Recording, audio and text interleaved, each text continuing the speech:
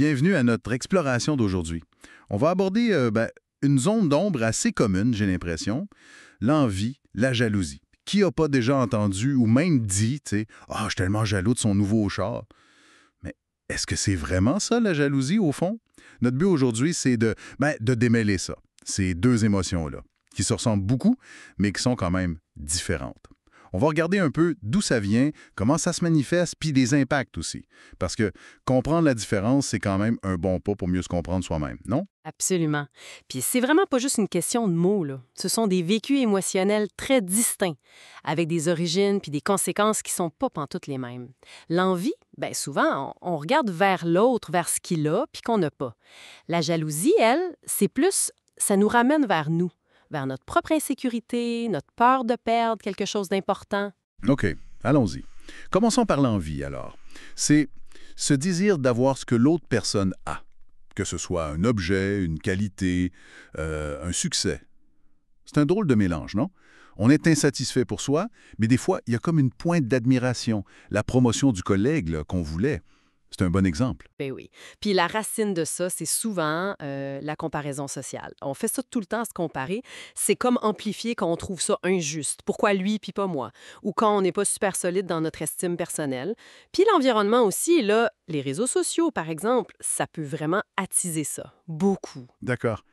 Fait que si l'envie regarde ce qu'on n'a pas, la jalousie, elle, s'inquiète de ce qu'on a. C'est plus la crainte de perdre quelque chose qui compte pour nous, une relation, un statut.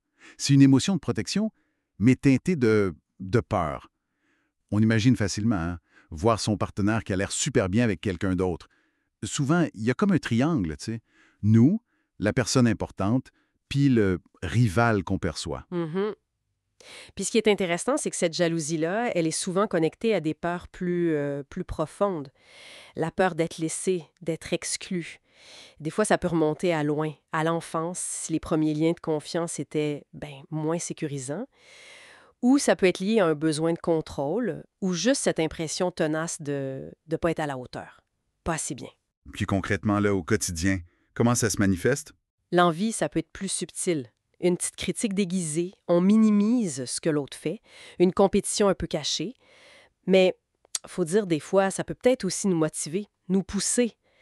La jalousie, par contre, c'est souvent plus bruyant. La méfiance qui s'installe, le besoin de surveiller, les reproches qui sortent, parfois même tenter d'isoler l'autre personne. Oui, puis les effets sont différents aussi. L'envie, quand elle devient chronique, ça peut être comme un poison lent. Ça génère du ressentiment, du cynisme, une insatisfaction qui part jamais vraiment. Ça peut même mener à, l'achat d'une Freud, de ce plaisir un peu malsain quand l'autre vit un échec. C'est pas très beau. La jalousie, c'est plus une tempête émotive. Anxiété, colère, ça use une relation. Ça attaque direct la confiance. Puis dans certains cas, ça peut devenir vraiment problématique, même pathologique. Wow. C'est lourd tout ça. Alors, comment on navigue là-dedans? Pour l'envie, par exemple. La première étape serait de juste l'admettre, sans se taper sur la tête, puis après essayer de comprendre c'est quoi le vrai désir en dessous de ça, transformer ça en inspiration peut-être, ou cultiver plus de gratitude pour ce qu'on a déjà, puis essayer de moins se comparer tout le temps. C'est une excellente piste, oui. Puis pour la jalousie, l'idée, c'est aussi d'aller voir la peur qui se cache derrière. Mais là, la communication avec l'autre devient, essentielle. Exprimer comment on se sent, mais attention, sans accuser, ce qui n'est pas toujours simple. Puis travailler sur sa propre valeur, renforcer son estime de soi, c'est fondamental. Et ultimement, c'est un choix à faire, hein. On apprend à faire confiance ou on réévalue si la relation est encore saine pour nous. Fait qu'on n'est pas en train de dire qu'il y a des bonnes ou des mauvaises émotions ici. Ah non, vraiment pas. Faut arrêter de voir l'envie et la jalousie comme des torts moraux. Ce sont des signaux, des messages du corps, de la psyché. L'objectif, c'est pas de les supprimer, ça c'est impossible de toute façon.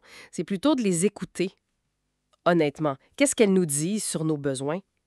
Un besoin de reconnaissance, de sécurité, d'appartenance. Cheminer vers plus de maturité émotionnelle, c'est ça. Accueillir ses ressentis sans honte, prendre la responsabilité de nos réactions, puis développer de la compassion, pour soi d'abord, puis pour les autres ensuite. OK. Si on devait résumer en une phrase rapide. L'envie, c'est un sentiment de manque.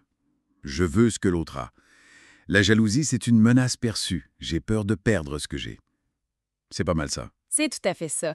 Puis peut-être juste une dernière réflexion. Ces émotions-là, même si elles sont difficiles, même si elles peuvent faire des dégâts si on les laisse nous contrôler, elles peuvent être des guides incroyables. Derrière l'envie, il y a souvent une aspiration profonde, un désir qu'on n'ose pas s'avouer. Puis derrière la jalousie, il y a souvent un besoin fondamental d'amour, de sécurité. Apprendre à les apprivoiser, ces sentiments-là, c'est vraiment une voie vers une meilleure connaissance de soi, vers la croissance personnelle.